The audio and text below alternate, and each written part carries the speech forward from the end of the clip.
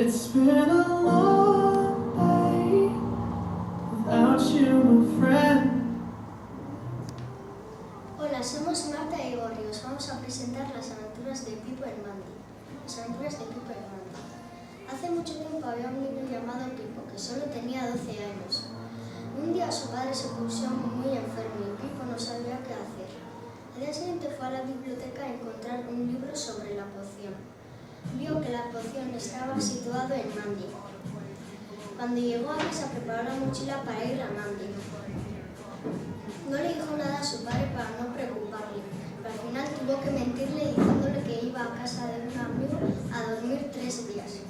Al día siguiente fue a Mandy.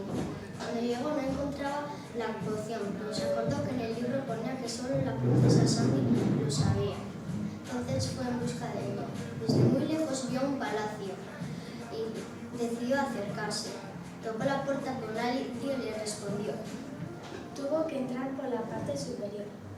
Cuando encontró a la princesa le preguntó si le podría ayudar. La princesa le dijo que sí. Entonces se tuvo que quedar a dormir porque al día siguiente iban en busca de la poción.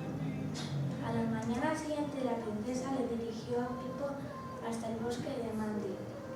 Cuando llegaron empezaron a excavar con una pala y al fin encontraron la poción.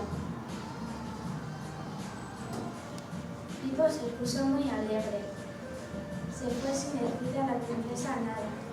Cuando llegó a su pueblo, le dio la poción rápidamente a su padre y celebraron una fiesta con todo el pueblo. Turn to a bond and that bond will never be broken, the love will never get lost. And when brotherhood comes first, then the ladder